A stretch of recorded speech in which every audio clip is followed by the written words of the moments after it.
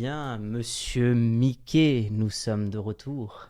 Encore Encore pour la deuxième, volume 2. Volume 2. Ben, écoute, on était en train de discuter juste à l'instant sur le planning du podcast, la manière dont esthétiquement les choses devraient se mettre. Et je tiens à faire la petite première observation en te remerciant de m'avoir aidé à rendre le paysage caliente. J'ai tout donné. Ça se voit. Ouais, c'est vrai. Bon, Merci beaucoup Voilà. en tout cas. Ça donne une nouvelle ambiance, ça aide énormément à la chose et ça permet de rayonner dans le meilleur sens du terme. oui, au pire, tu feras de la compo. Hein. Tu Bah. changeras tout. Exactement.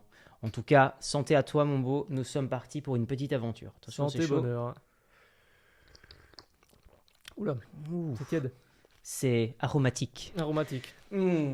Bon, sur d'aussi belles paroles, je ne sais pas trop pourquoi je t'ai ramené ici. Je ne sais pas ce que je fous là Au d'ailleurs. fait, nous sommes au premier épisode de la saison 3. C'est-à-dire que ça fait 3 ans que j'ai commencé ce petit projet, comme un side hobby, comme une tentative saine pour tester quelque chose. Et 3 ans après, ben, nous voici. Et donc, je suis un personnage récurrent de ta série en fait, c'est ça? Quelque part, oui. Je vais mourir peut-être à un moment donné, dans une saison?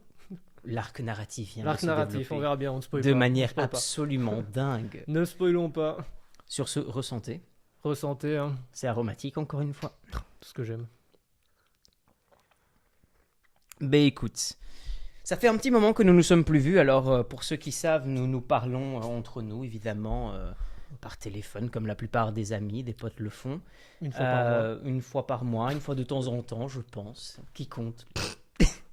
Mais ça me ferait plaisir tout simplement de te revoir, et nous avons eu l'occasion de le faire, et c'est ce pourquoi j'ai eu envie que tu sois mon premier invité pour cette saison 3. Voilà, donc sois le bienvenu dans la suite du podcast It Speaks, peu importe ce que ça veut dire. Toujours le podcast Je préféré. ne sais pas, je parle pas anglais, désolé. Oh, tragique, Tragique. tragédie. Sur ce, écoute, il y a pas mal de choses qui dernièrement m'ont traversé l'esprit et avec lesquelles j'avais envie de discuter un petit peu avec toi. À commencer par l'importance de esthétiquement avoir une bonne scène. C'est-à-dire la même chose que tu viens d'opérer sur mon micro-studio, si c'est qu'on peut appeler ça un micro-studio. À quel point est-ce que c'est important d'avoir un côté esthétique appellatif et de ne pas avoir peur de glow up le petit processus. Parce qu'en réalité, là, quand je vois l'ambiance que tu as mis et je mesure pas du tout mes mots, c'est-à-dire que j'y crois dur comme fer, tu as rendu l'ambiance dingue. Alors qu'on a à peine fait quelques petits tours de passe-passe. Trois fois rien, trois fois rien. J'ai testé 2-3 trucs. Ça se tombe, ce sera peut-être trop sombre à la caméra, on verra bien. Mais oui, tout ça vient d'une expérience que tu as eue depuis que tu as commencé ces podcasts, que tu as commencé avec un bout de ficelle et que maintenant tu as 3 caméras à 3000 boules chacune. Sacré budget, hein. Le budget. Mais voilà, t'as augmenté, t'as appris des choses, t'as appris le montage, t'as appris la composition, Un petit peu. t'as appris comment uploader sur YouTube, c'est déjà pas mal, c'est déjà beaucoup. Ouais. Et tout ça forme qu'à force, tu apprends à bien composer et que bientôt, voilà, tu auras les plus grandes personnalités du monde qui viendront à ma place. Ouf, si seulement. Plus sérieusement, par contre, ce côté esthétique qui est important de travailler, je pense qu'on l'a touché lors de notre dernière conversation. À l'heure actuelle, on l'a dit lors de notre dernier podcast qu'on vous invite à regarder. Ouhou. Quel podcast? Le dernier petit que nous avons fait l'autre fois. 3 fois rien, bien sûr. Faut rien. Trop Avec 3 ficelles. Je ne m'en rappelle pas. Moi non plus. Santé.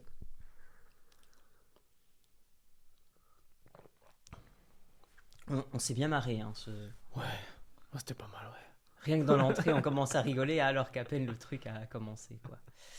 Non, mais plus sérieusement, oui, effectivement, j'ai essayé de me donner à la tâche et de suivre pas seulement tes instructions, mais aussi celles de ceux qui savent, évidemment, dans ce milieu. Hein, comme tu dis, à composer, à apprendre un petit peu à éditer et tout. Et j'ai remarqué une chose, c'est qu'il ne faut pas spécialement être un pro du game, il faut juste faire, sans s'arrêter.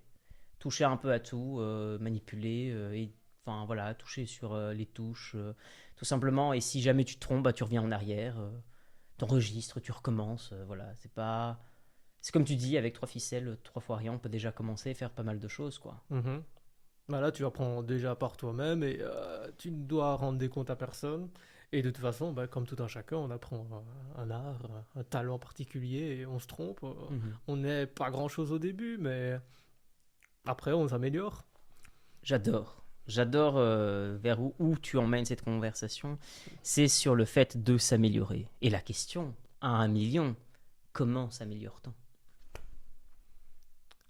Je ne sais pas. Tu ne peux pas répondre à ça. Ben, comment s'améliore-t-on?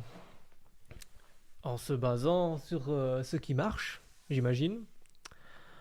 En apprenant des meilleurs et en se faisant un peu confiance à soi-même. Merci bien. Et J'adore, beaucoup de j'adore. persévérance, de travail. Et tu ne peux que progresser, après tout. Qu'est-ce qui, dans ces trois paramètres que tu viens d'évoquer, qu'est-ce qui est le plus important? Par où commencer selon toi pour s'améliorer? Euh, je dirais une forme de discipline quand même. Parce que rien n'arrive forcément si on ne fait rien. Donc il faut un peu se motiver, il faut un peu essayer, faire un pas en avant. Et même si parfois on n'aime pas ça, on n'a pas envie, bah on tente, on verra bien, on essaye. Et donc il faut pouvoir chaque jour essayer d'en faire un peu plus. Et voilà, même si parfois c'est des choses qui nous plaisent pas, bah, on essaye et au final on apprendra à faire comme les autres. Je pense à la fameuse phrase de Mike Tyson qui disait: la discipline, c'est faire ce que l'on n'aime pas faire, mais faire comme si on l'aimait, quoi. Mhm. Voilà. C'est à peu près ça, ouais. Je l'avais dans l'esprit, je sais pas pourquoi. Ouais. Tu vas nous Dès- sortir des citations toutes les 5 minutes. C'est possible. Hein. C'est un problème. Non. Mais je souscris à ce que tu dis et je pense effectivement qu'aujourd'hui c'est la clé. J'ai eu l'opportunité de me voir déjà confronté à des personnes qui n'ont pas pour autant suivi moult formations, moult parcours, CV ou autres, et qui pourtant savent super bien coder, ou savent super bien composer, ou savent super bien éditer, parce que justement ils ont suivi ce que tu as préconisé juste à l'instant, c'est-à-dire ils ont commencé par apprendre aussi d'eux-mêmes, ils ont pratiqué sans relâche, et ils ont aussi utilisé ce qui marche, comme tu dis. Tout à fait, mais le plus important évidemment c'est à son rythme, ne pas presser la chose forcément, sauf si on a une deadline, mais il faut y aller selon ses capacités. C'est déjà bien d'avoir la volonté de le faire, Mhm, il faut pas non plus se tuer à la tâche, il faut, euh, il faut faire de son mieux mhm. J'ai à son eu, rythme.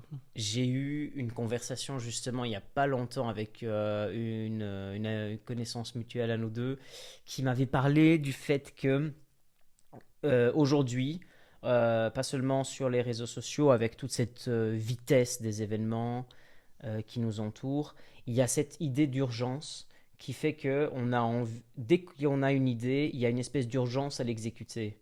Mais c'est intéressant parce que ce que tu dis, c'est qu'il faut que chacun suive les choses à son propre rythme et puis acquiert les compétences progressivement, de manière à ce qu'elles émergent, qu'elles Mhm. progressent, qu'elles optimisent, etc., etc. Et du coup, moi, je me posais la question de savoir, euh, ça rentre en contradiction avec une certaine tendance parfois à laquelle on est exposé. C'est-à-dire, fais ci, fais ça, et sur ça, tu dois faire ça, ça, ça, ça, ça et ça. Et tu arrives en fin de journée, et tu as 64 tâches différentes à faire, alors qu'au finalement, tu n'es pas dans l'urgence, mais on promeut cette idée comme quoi qu'il faut que tu sois dans l'urgence. Du coup, je me demandais, est-ce que c'est sain? Euh, ouais, tu veux dire du coup que les jours que l'on passe actuellement, t'as l'impression que tout te force à aller vite, tout te force à te presser. C'est ça. D'une certaine manière, il faut absolument acquérir certaines choses rapidement, Mhm.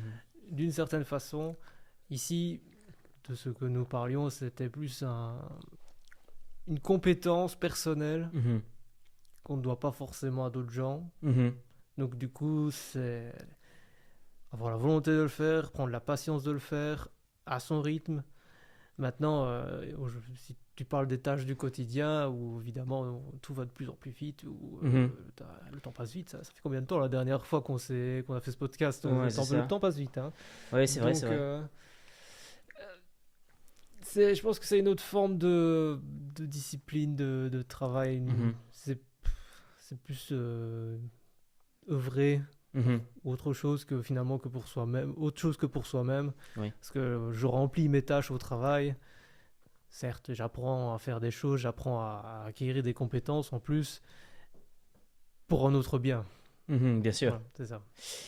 C'est parce qu'en fait, en partant du principe de cette simple compétence dont on parlait, comme celle de, enfin, comme cet ensemble de compétences, pardon, je me suis mal exprimé, comme cet ensemble de compétences qui sont éditées, composées, voilà, commencer à s'améliorer dans ce qui concerne le montage vidéo, etc., etc. Est-ce que finalement, dans tout ce que l'on fait, justement, il n'y a pas cette urgence constante de faire les choses? Et je ne parle pas spécialement des deadlines, mais je parle d'une généralité. C'est-à-dire qu'à partir du moment où tu as une idée, il serait de ton devoir de l'exécuter, alors que, si j'entends bien ce que tu disais juste avant, il faut que chacun aussi progresse à son propre rythme, de manière aussi à ce que les compétences acquises puissent être optimales également. Parce que si tu es constamment dans l'urgence ou dans la pression de faire, de faire, de faire, de faire, au final, tu fais les choses pour les faire, mais tu ne les fais pas pour t'améliorer, tu ne les fais pas pour t'optimiser, tu ne fais Non. pas pour optimiser la compétence elle-même. Donc je me questionnais justement si, en partant du simple constat du fait qu'il n'y ait pas forcément une urgence, il y a quand même cette vitesse du quotidien, tu vois, qui nous oblige toujours à aller de plus en plus vite. Un petit peu comme le lapin au pays des merveilles qui dit en retard, je suis toujours en retard, quoi. Oui, oui, exactement. Et, ça ne va pas s'améliorer avec le temps qui passe. Pourquoi, selon toi? Tout simplement parce que les choses vont de plus en plus vite, ne serait-ce que technologique, sociétal. Tout va très très vite. Tu peux savoir tout en un quart de seconde. Et, euh, et puis tu vas te coucher le soir et tu te dis, ça y est, la semaine est déjà passée. Tu t'en rends même pas compte. Mhm. Donc, ouais, tout ça joue pas mal, mais être forcé, du coup, plombé par ce temps, ça peut désœuvrer, du coup, ta propre envie d'acquérir une telle compétence, évidemment. Si tu te sens pressé par quelque chose, tu auras moins envie de le faire, et du coup, tu n'atteindras pas forcément ton objectif, quoi. L'important, c'est que ça vienne d'abord de toi, tes convictions personnelles, et bon, tout le monde n'est pas Superman, chacun y va à son rythme. Mhm. Et voilà. Parfois, les deadlines, ça aide les gens, hein, mais il faut y aller, pas se tuer à la tâche, quoi. Merci pour ces mots extrêmement lucides et très éclairés dans tes propos. Merci beaucoup. Je souscris évidemment à ce que tu dis. Enfin, je le constate moi-même, hein. Ça fait longtemps effectivement qu'on ne s'est plus vu. Ça fait longtemps qu'on a fait le dernier épisode de ce podcast. Mine de rien, ça remonte. Mhm. Et effectivement, ça m'a marqué à quel point le temps passe de plus en plus vite. J'ai cette impression bizarre parce que j'avais cette sensation quand j'étais petit, lorsque je jouais à Pokémon. Enfin, j'avais 4 ans d'âge, je pense.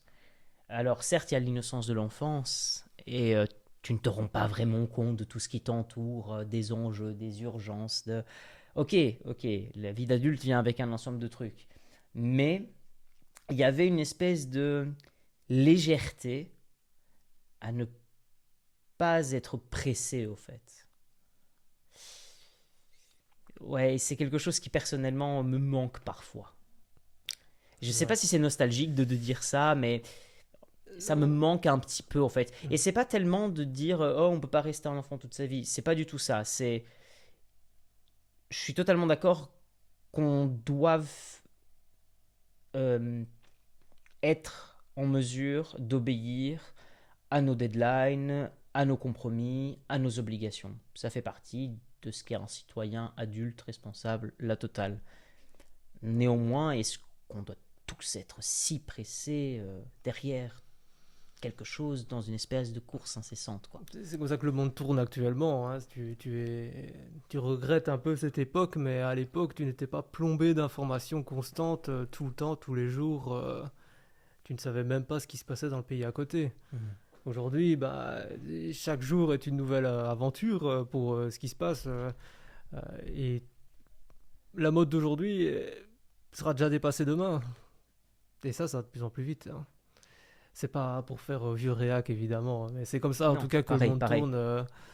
Et on apprécie peut-être un peu moins, en tout cas c'est le ressenti que j'ai, certaines choses, parce que les choses passent tellement rapidement.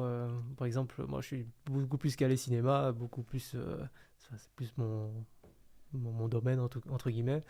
Euh, les films passent et on ne s'en rappelle pas forcément à l'heure actuelle, parce Mhm. que juste on te met une période de hype, on te fait monter la hype et on t'en parle tout le temps. Puis arrive le film, tu le vois, ok. 2 semaines après, tu l'as déjà oublié. Voilà. Jeux vidéo, pareil. Voilà, c'est comme ça que ça marche. Et du coup, bah, effectivement, t'as l'impression que le temps passe beaucoup plus vite. Parce que tu passes d'un truc à un autre en même pas 3 jours, quoi. Il y a, je remarque selon moi, par rapport à ce que tu dis, qui me fait penser à un ensemble de phénomènes évidemment et de choses, cette idée de dire que je ne dirais pas que les choses ont forcément perdu de leur valeur, mais que tout est devenu une espèce d'expérience. C'est-à-dire, comme tu dis, le film, ben, tu le vois, tu le consommes, c'est une expérience, et puis il y aura un autre film, et puis un autre film, et puis encore un autre. Et le binge-watching, c'est que ça, par exemple. Mais tu extrapoles, tu sors du milieu des films, tu vas par exemple dans un voyage, ben, un voyage, c'est aussi une expérience. C'est plus voyager pour être forcément posé, même si le but final, c'est évidemment de se reposer, d'être posé, de relâcher prise, etc. etc. Mais aujourd'hui, c'est aussi une expérience dans le sens où bah, tout est déjà préprogrammé, technologiquement, ça se super vite, ton billet Mhm. d'avion est déjà sur ton tel, enfin, ça va, c'est super pratique, hein, ne nous méprenons pas, j'adore la technologie.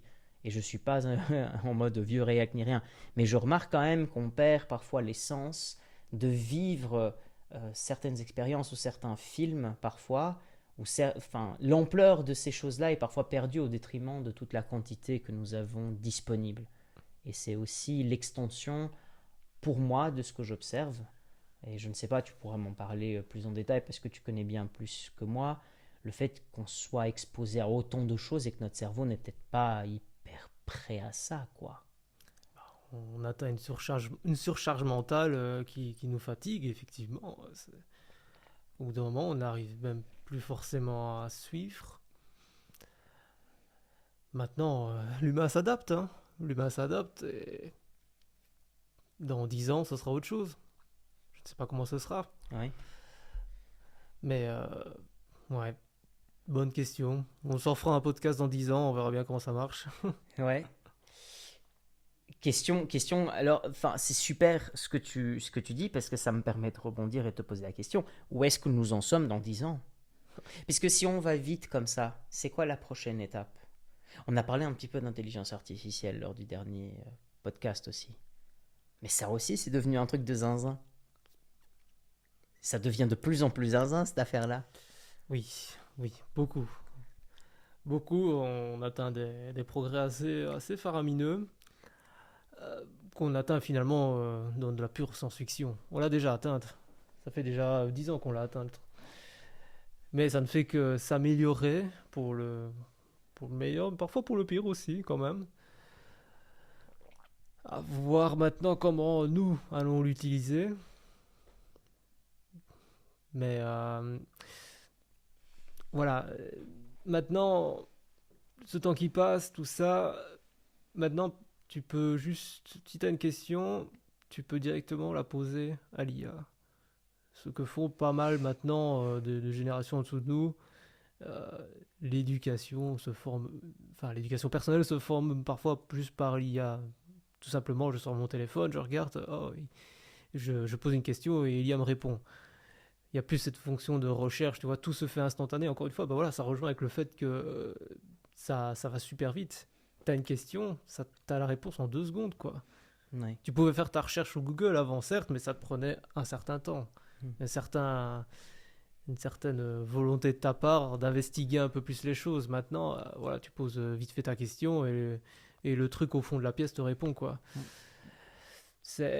C'est un progrès, mais à voir comment l'humain évoluera avec ça, parce que si on perd cette capacité à approfondir par soi-même, à voir où on en sera, quoi. Ouais.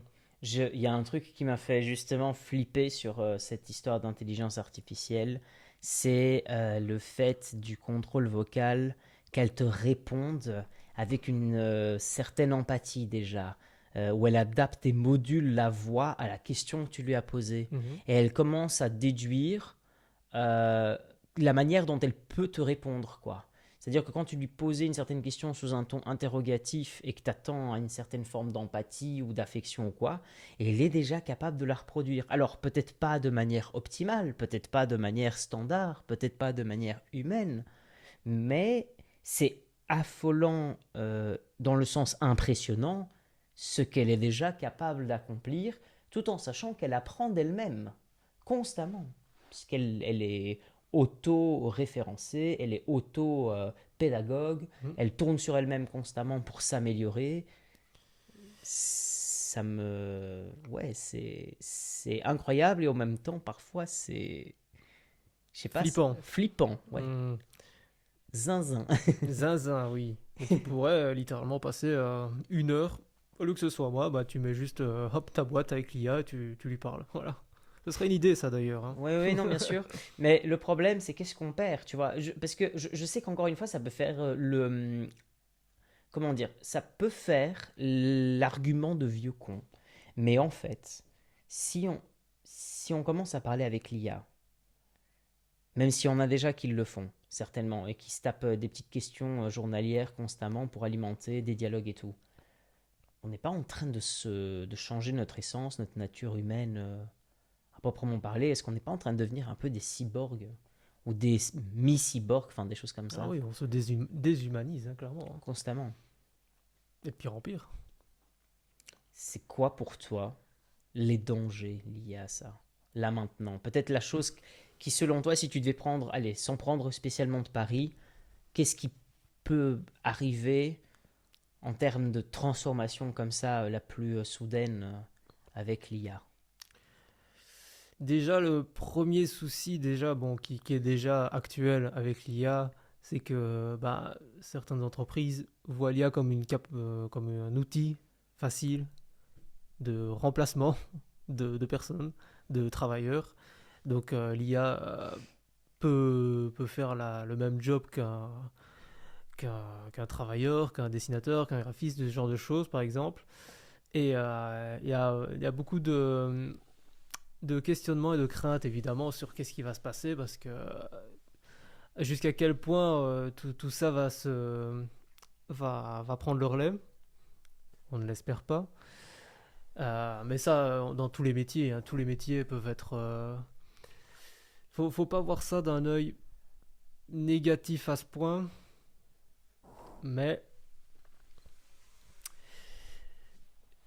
j'espère, j'espère qu'il restera toujours le côté humain derrière, qu'on ne sera pas évidemment grand remplacé, ce serait pas mal. Ça, en tout cas, ça, ce serait le premier souci, parce que jusqu'à présent, les hommes d'aujourd'hui voient l'IA comme quelque chose qui, bon, fait les choses plus rapidement, gratuitement aussi. C'est quand même pas Mhm. mal. Mais qu'est-ce qui va changer dans l'économie, quoi, après? Oui, bien sûr. Surtout pour les petites personnes comme nous. Et qu'est-ce qui... Donc, Oui, et ça me fait penser à la manière dont le monde s'organisera autour de ça. Puisque la référence de nos interactions humaines, c'est nous. Mais à partir du moment où c'est la machine la référence, ouais. on va commencer à avoir des dialogues avec des machines. Beaucoup plus que maintenant. Parce que maintenant, les machines sont des intermédiaires qui nous facilitent la tâche, surtout les tâches extrêmement chronophages. Enfin, moi, je suis totalement pour, tu vois, et même en termes de productivité ou autre, let's go dans le sens où elles facilitent la tâche. Mhm. Cependant, à partir du moment où ça devient une espèce de nouveau standard, et qu'on monte le seuil et que ça devient très puissant, c'est quand même autre chose, quoi. Oui, il faut dans tout ça qu'on ne perde pas ce qui vient de toi. Si tu fais un travail et que tu le délègues entièrement à l'IA, mais au final, mais qu'est-ce qui ressort de toi derrière, tu vois? Où es-tu derrière ce travail, tu vois? Mhm, Très bien, tu donnes à l'IA tout quoi faire, elle va te le faire, bien. Un truc hyper neutre, hyper générique, enfin, tout du moins, comment tu l'as prompté, on va dire. mhm, Mais qu'est-ce que tu as fait derrière, tu vois? mhm. Est-ce que tu seras vraiment satisfait du truc? Il y a, voilà, c'est. Moi, je sais que les gens, certaines personnes, parfois commencent à voir l'IA comme dans. Enfin, toutes les générations IA d'un œil assez négatif. Parce que on sent une déshumanisation terrible, en fait, derrière. Juste, tu vois ça et tu sais que bah, c'est pas un humain qui l'a fait.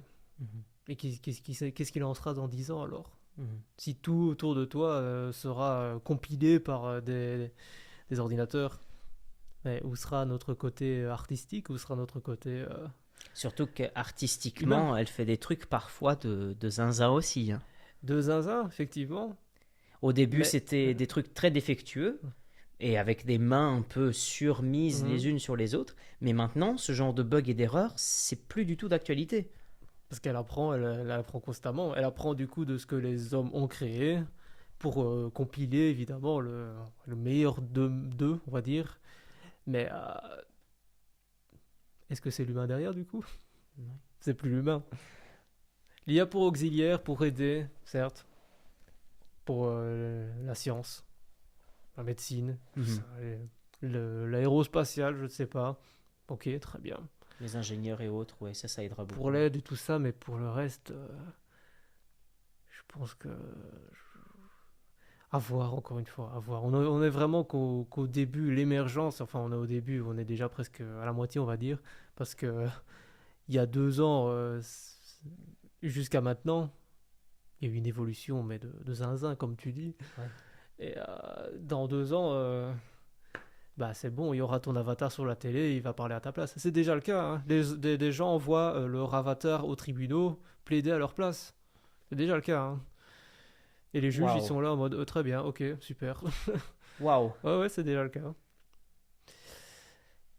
Je savais pas cette partie-là. Si, si. Donc, ouais, on peut faire des chouettes choses, hein, mais Ouais. est-ce qu'on veut vraiment vivre dans un monde comme ça après? Je sais pas. That is the question. Ouais. Ouais, ouais. Je pense à Terminator, évidemment. Ah, la révolution des machines, Et Skynet. ouais, c'est ça. Et je pense ici à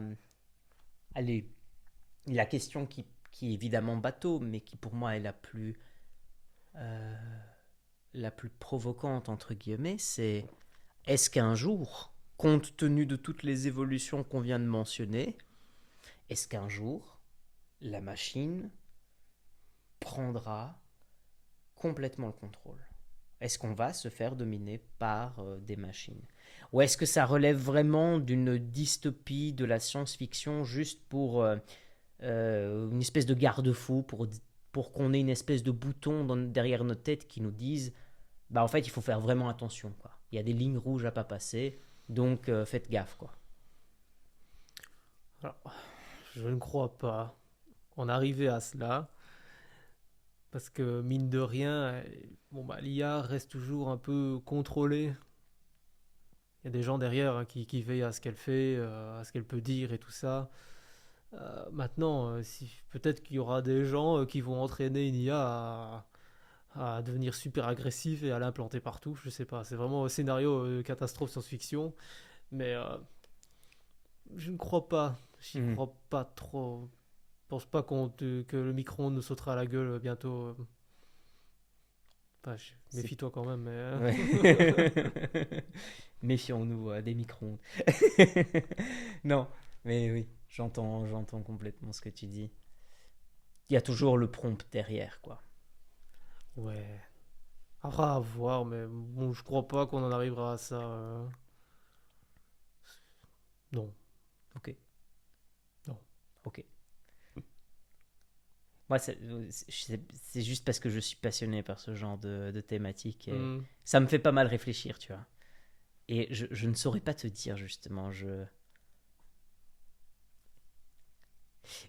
Bizarrement, tu vois, c'est un inconnu vers lequel on va, euh, pour lequel, parfois, je ne sais pas quoi penser. Parce qu'au début, tu vois, il y a toujours le truc que tu as lu des science-fiction, que tu as vu quelque part, que ça n'arriverait jamais. Mais un certain nombre de fois, quand même, la science-fiction devient fait scientifique. Mhm. Et au début, l'IA était anecdotique, et elle est certainement encore à bien des égards. Mais compte tenu des progrès de zinzin qu'elle le fait, pardon, mais j'adore cette expression en ce moment, c'est pour ça que je l'utilise, mais compte tenu des effets, des progrès qu'elle effectue en ce moment, parfois, je ne sais pas si c'est le côté instinctif de survie ou autre, mais je ne peux m'empêcher parfois de penser qu'il y ait cette possibilité, tu vois. En mode, est-ce que ça pourrait évoluer à tel point quand tu regardes vraiment quand même la capacité que ça a. Voilà quoi. Après, voilà, je ne suis pas non plus en mode parano pour ça, loin Mhm. de là, hein. Mais le simple fait, tu vois, que ça évolue de manière aussi surprenante, et pour que nous on juge que tous ces progrès, tous ces phénomènes soient d'autant plus surprenants maintenant, je sais pas, ça prend une autre ampleur quand même, tu vois. Ouais, je vois ce que tu veux dire. En somme, tout est possible. Et tout serait. Je dirais qu'à l'heure actuelle, non. Pas d'attaque surprise. De Tu la peux part de dormir micro-ondes. tranquille, hein. Ton réveil matin va pas te bouffer la nuit, t'inquiète pas. Tant mieux. Mais ouais, je comprends ton idée, hein, parce qu'au final, on s'attendait pas il y a 5 ans. Où est-ce qu'on en est actuellement, hein? Ah, dans 5 ans, peut-être. J'ai du mal encore à y croire. Mhm. J'ai du mal. Semble une certaine limite pour le coup. Ouais. Tu vois que là, il est possible pour toi que là, si j'entends bien ce que tu dis, que la technologie touche, allez, je sais pas si l'expression est correcte, mais je dirais une espèce de plafond de verre pour lequel il faudra quand même attendre pas mal d'années avant de le passer ou l'outrepasser, quoi. Non, ça va continuellement s'améliorer, hein, mais pas de là à qu'elle se rebelle et à ce qu'elle commence à nous empêcher, à nous faire obstacle en fait. Mhm. Pas jusque-là. Mais elle J'ad- va continuer à s'améliorer, ça c'est sûr. C'est juste parce que j'adore discuter de ces sujets avec toi que je te pose ce genre de questions, parce que je sais que t'aimes bien discuter de ce genre de sujet également. T'es un technophile aussi, donc. Bon, si peu. Du coup, face à ce constat, tu as dit un truc très intéressant qui m'a interpellé et sur lequel j'ai hyper envie que tu partages des choses. Tu as dit qu'on devait garder ce qui était profondément humain chez nous. Qu'est-ce que toi tu préconiserais, sans pour autant faire une liste de courses, mais à ta manière évidemment, comment tu préserverais ce qui est proprement humain justement dans ce monde de l'accélération, de la créativité infinie de l'IA, etc., etc. Puisque tout est possible. Bah alors, dans ce possible, qu'est-ce qu'on peut faire, nous, pour sauvegarder cette partie plus humaine? Hmm. Bah, ne pas déléguer tout à l'IA, évidemment. Euh, Fondamentalement, si tu entres dans un domaine inconnu et que tu ne sais pas quoi faire, évidemment que ça peut être un outil. Ouais, mais je veux dire, si tu écris un livre, par exemple, tu vas laisser l'IA écrire pour toi tous les chapitres de ton livre ou tu vas toi-même écrire les pages une par une. Tu vas peut-être demander à l'IA, voilà, est-ce que j'ai fait des fautes, est-ce que j'ai fait... Enfin, c'est plus un auxiliaire qu'un remplacement, tu vois. Mhm. Mais derrière, il y aura ton travail à toi qui reflètera au travers de ce livre. Et ça, c'est un des exemples que je peux appliquer à peu près partout, tu vois. Mhm. Ça, c'est le côté humain. Ce qui ressortira de ton travail, ce sera toi. Et non pas la machine, quoi. Bien sûr. C'est, c'est un exemple un peu simple, mais Sans, applicable partout, quoi. sans être avocat du diable, tu vois, parfois on pourrait contre-argumenter, parce que j'ai déjà entendu allez, je vais pas dire les détracteurs, mais des gens qui surestiment parfois la puissance de l'IA ou à l'inverse sous-estiment nos compétences humaines, notamment de création, d'écriture et autres. Entendre parfois dire oui, mais de toute façon, la créativité de l'IA étant infinie, tu peux quand même te servir et t'inspirer de l'IA pour pouvoir faire les choses toi-même. Mais au final, j'ai envie de dire à ces gens-là, votre discours est très marrant, mais à la fin, si c'est la machine qui le fait, c'est pas toi qui le fais, donc tu peux pas non plus te revendiquer auteur de ton écrit, auteur de ta création musicale, auteur de ton image, auteur de ta création tout court.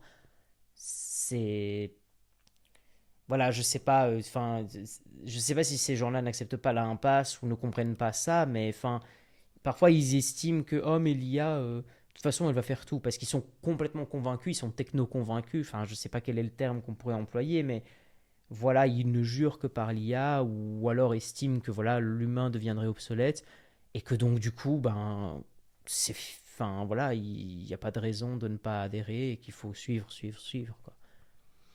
Mais tu peux, tu peux par exemple créer des œuvres d'art uniquement à travers l'IA et en faire ta, ta marque de fabrique, on va dire, et juste pour ton plaisir personnel, évidemment, hein. Mhm. Mais au-delà de ça, voilà, t'as fait tes prompts, certes, et l'image est sortie, mais l'image n'est qu'un amalgame de tout ce qui a été créé dans le monde auparavant, pour faire un combiné de ce que tu as voulu.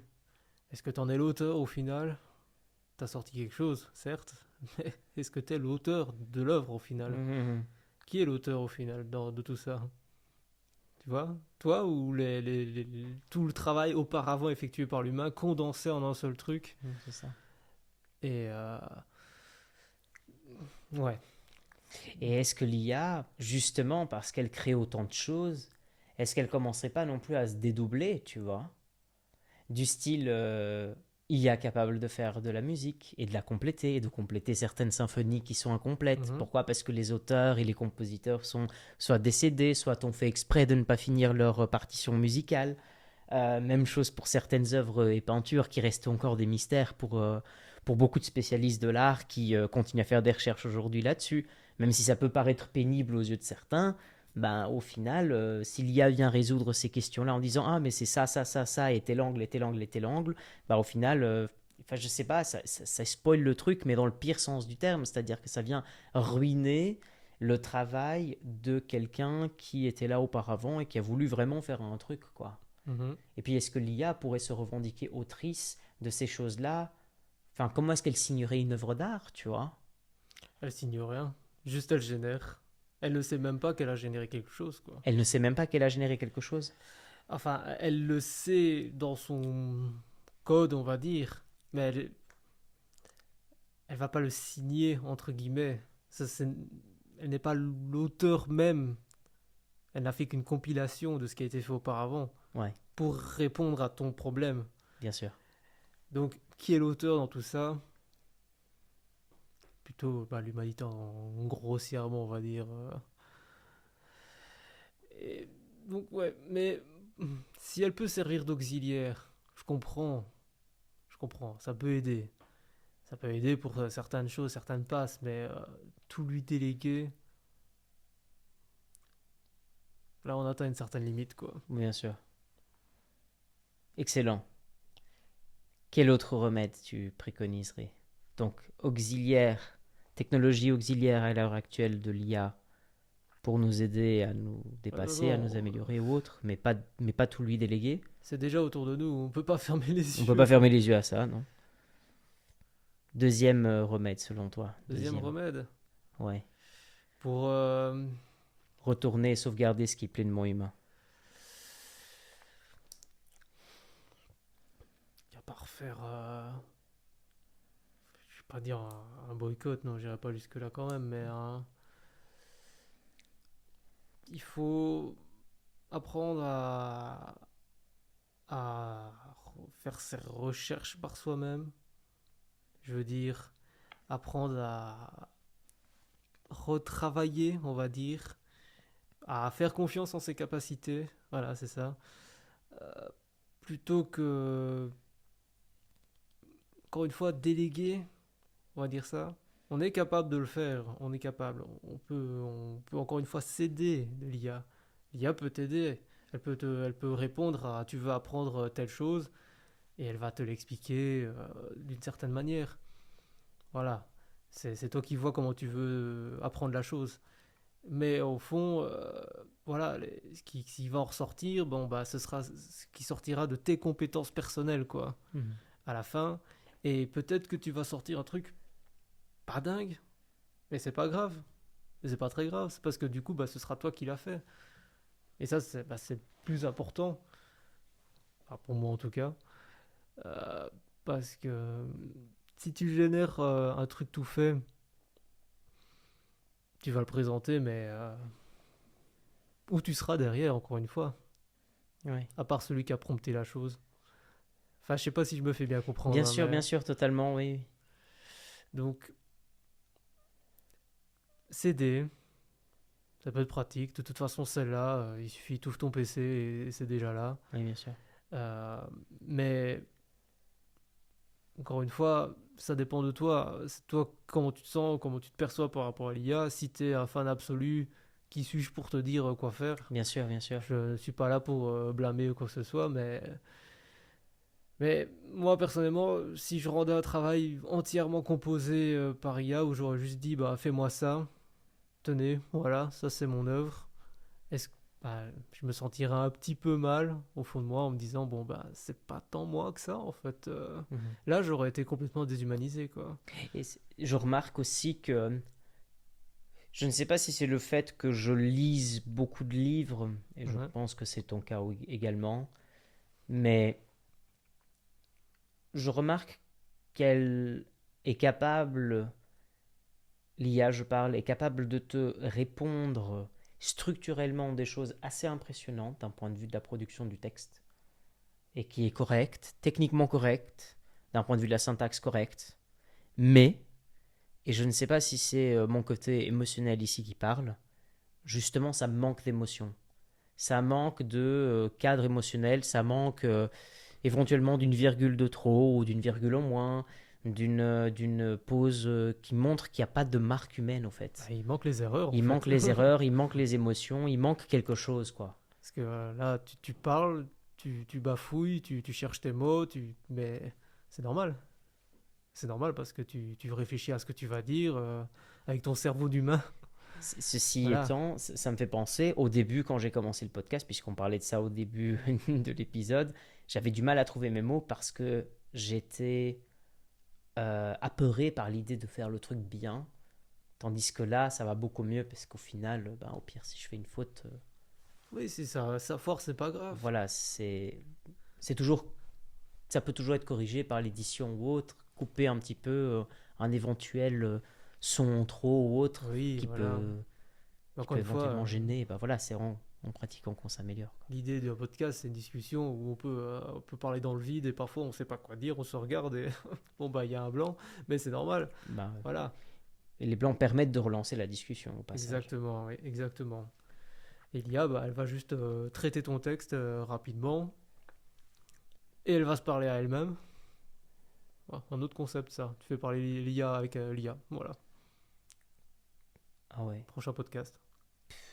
ça c'est pas mal ça. Est-ce que ça mérite servir un petit digestif là, Oui. ce que tu viens de me dire là? Enfin, si tu as envie évidemment. Mais fais comme chez toi, après tout, hein. Bah écoute, nous allons nous servir un petit digestif. Ceci est évidemment petite marque personnelle. Purement informel. Ce n'est que une dose remise. Je tiens à dire que l'odeur est aromatisée, si je peux me permettre. Aromatisée de zinzin. De zinzin.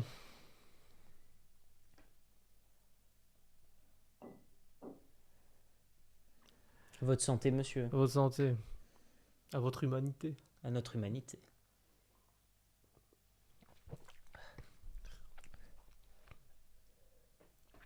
Zinzin. Zinzin. C'est moi ou c'est délicieux? Ça passe. Absolument délicieux. Un vrai régal. J'ai plus de voix. Écoute, c'était super chouette de reprendre ces petites discussions avec toi, Mhm. parlant de ces thèmes qui me parlent particulièrement parce que je suis, comme je te l'ai dit, un technophile et j'adore chipoter un peu au gizmo, entre guillemets, au gadget, et jouer un petit peu avec ça. Et voilà, je n'ai pas pu m'empêcher de penser ces questions et surtout le fait de pouvoir échanger avec toi qui est toujours évidemment ouvert à ce genre de problématiques et surtout nourrir cette discussion pour moi est une véritable richesse parce que c'est toujours un moyen de revisiter des idées soit que nous avons déjà visitées ensemble dans d'autres discussions qu'on n'a pas forcément eu l'envie d'enregistrer, soit parce qu'on n'avait pas eu l'occasion de le faire, soit parce que tout simplement le projet n'existait pas encore. Mhm. Mais comme à chaque fois, vers cette partie du podcast, à moins que tu aies envie de discuter de quelque chose qu'on n'a pas encore abordé, Je n'ai absolument aucune idée. Je ne sais toujours pas ce que je fais là. c'est, c'est l'IA. Hein. C'est l'IA, oui. Elle t'a kidnappé, mais tu ne le sais pas encore. Attends, je vais mettre ChatGPT à côté de moi, comme ça je saurai quoi dire. Et du coup, c'est à toi de me poser une petite question avant évidemment le conseil pour les jeunes. Une Donc tu es petite totalement question. libre de me poser une question sur soit ce dont nous avons parlé, discuté, échangé, soit sur ce que tu veux au final. Bah, je pourrais tout simplement te relancer la balle en fait. Toi, comment tu perçois en vrai cette avancée, l'IA, cette rapidité du monde en fait. En fait, finalement, c'est très très corrélé, hein, donc. Oui, oui parce que, enfin, je lis vraiment beaucoup sur ce sujet et je change pas du tout ma position pour autant, je reste un technophile modéré et j'adore encore une fois la technologie, je pense l'avoir assez souligné. Néanmoins, j'ai parfois certaines réserves, euh, sans pour autant passer pour le vieux de service, loin de là, mais en fait, j'ai pas envie que l'amour et les expériences amoureuses se réduisent à des lignes de code qu'on peut trouver dans notre cerveau. J'ai pas envie qu'on vienne découvrir qu'éventuellement les synapses qui nous traversent le cerveau sont similaires ou corrélées à des lignes de code que l'on pourrait retrouver dans un ordinateur. Donc tu parles des relations amoureuses là, Ouais, par avec exemple, l'IA. avec les gens et avec l'IA. C'est-à-dire qu'il y a déjà des gens qui ont des relations amoureuses entre elles et qui vivent ces relations amoureuses de manière très légère et parfois très vide, Mhm. parce qu'elles ne savent pas quoi ressentir entre elles, selon moi. Quoi ressentir, comment ressentir, parce qu'elles sont désensibilisées pour multiples raisons, qu'elles soient culturelles, sociales, contextuelles, circonstancielles, et tout simplement le fruit du temps qui court à l'heure actuelle, de cette société de la vitesse, cette société de l'accélération du sociologue allemand Helmut Rosa, qui écrivait là-dessus. Et ouais, pour moi, il y a cette constante-là qui nous accompagne constamment, qui est celle de l'amour, qui est celle du désir, et des choses que nous avons au plus profond de nous-mêmes, que je n'ai pas très envie de perdre. Et je remarque que cette vitesse offusque toutes les autres composantes de notre vie. On n'a plus le temps de s'asseoir sur le canapé et de regarder le plafond et de ne penser à rien pour justement faire le vide et pouvoir penser à quelque chose. On arrive à la maison après nos boulots ou nos obligations ou autres. Parfois, on peut même travailler de manière plus légère, qu'importe, quand on a des mi-temps, des quarts-temps, des choses comme ça. Mais même ainsi, on n'arrive pas à se décrocher de cette société de la vitesse. On préfère scroller sur nos téléphones. Pourtant, j'adore encore une fois la technologie et je kiffe, comme tout le monde, les petits shorts et les petits reels et tout ça, mais purée, enfin, est-ce qu'on est vraiment obligé de faire ça H24? Ah, on ne sait plus s'ennuyer, hein, On tout ne, simplement. on ne sait plus s'ennuyer et l'ennui est super important et super sain. Parce que si je m'ennuie, je peux découvrir des choses que j'ai envie de faire et à partir de ces choses que j'ai envie de faire, je peux trouver peut-être la raison de créer, j'invente, une œuvre d'art, une pièce musicale, une pièce de théâtre, coder, bref, mon propos, ce pourquoi je suis là. Et, et je remarque qu'on devient de plus en plus désensibilisé à des questions parfois plus importantes, sans pour autant qu'on devienne des êtres humains irréprochables, loin de là, mais on se désensibilise, on se détache de ce qui est important, et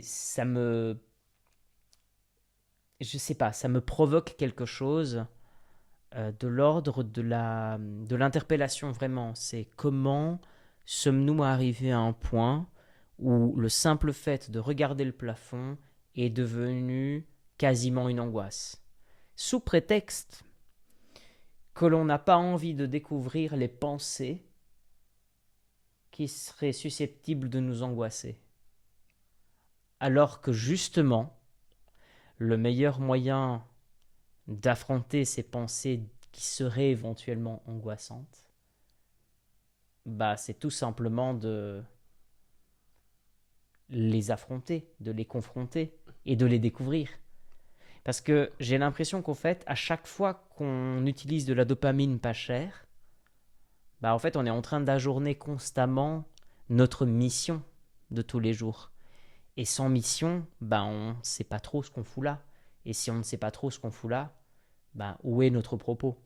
Et donc je pense que cette société de la vitesse nous amène et nous a amené à un moment de notre vie où non seulement on ne sait plus s'ennuyer, mais en plus cet ennui est responsable de tout ce qu'on ne sait pas sur nous-mêmes.